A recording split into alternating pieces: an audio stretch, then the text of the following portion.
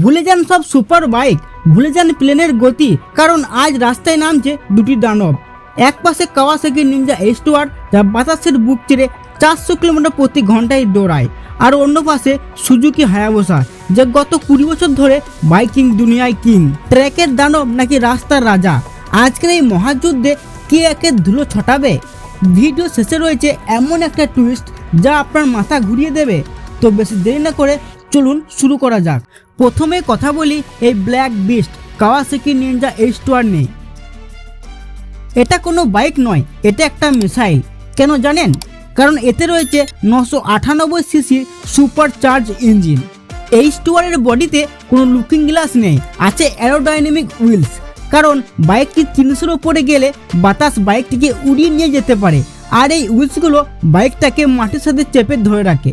কিন্তু মনে রাখবেন, এটা রাস্তা চালানোর জন্য মানা, এটা শুধু ট্র্যাকের জন্য তৈরি করা এক পাগলা ঘোড়া। এবার নামছে লিজেন্ড সুজুকি হায়াবুসা। জাপানি ভাষার এর নাম হলো বাজ পাখি। 1999 সাল থেকে আজ পর্যন্ত এর নাম শুনলেই অন্য বাইকেরা সাইড দিয়ে রাস্তা ছেড়ে দেয়। কিন্তু কেন? কারণ এতে রয়েছে 1340 সিসির এক বিশাল ইঞ্জিন, যে কোনো গিয়ারে টান দিলেই শরীর পেছন দিকে ছিটকে যায়। হায়াবুসা মানে শুধু গতি নয়, হায়াবুসা মানে স্ট্যাটাস। যদি আপনি ভাবেন সকালে লাদাখ যাবেন আর বিকেলে দিল্লি ফিরবেন, হায়াবুসা আপনাকে নিরাশ করবে না। অনেকেই বলেন হায়াবুসা তো H2R এর কাছে কিছুই না, কিন্তু দাঁড়ান ভাই, সত্যটা একটু আলাদা।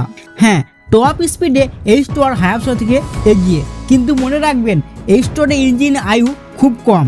প্রতি 15 ঘন্টা রেসিংয়ের পর ইঞ্জিন চেক করতে হয়। আর হায়াবুসার কথা বলে আপনি লাখ লাখ কিলোমিটার চালালেও কিছুই হবে না।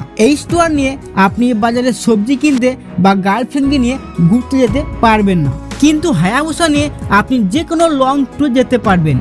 এটাই হায়াবুসার আসল জয়। তাহলে কে জিতলো? যদি আপনি একজন ট্র্যাক রেসার হন, তাহলে কাওয়াসাকি নিনজা H2R আপনার জন্য। কিন্তু আপনি যদি রাস্তায় রাজা হয়ে ঘুরতে চান এবং একটি লং লাস্টিং লিজেন্ড চান, তবে সুজুকি হায়াবুসা আপনার জন্য। কিন্তু আপনি কি জানেন, কাওয়াসাকির এমন একটা বাইক আছে যা রাস্তায় লিগ্যাল এবং হায়াবুসাকে টেক্কা দেয়, সেটা হলো নিনজা H2 কার্বন। পরের ভিডিওতে আমরা কোন বাইকটা নিয়ে আলোচনা করব কমেন্টে অবশ্যই জানান। এরকম ভিডিও পেতে ভিডিওটাকে লাইক করে চ্যানেলটাকে সাবস্ক্রাইব করে দেবেন।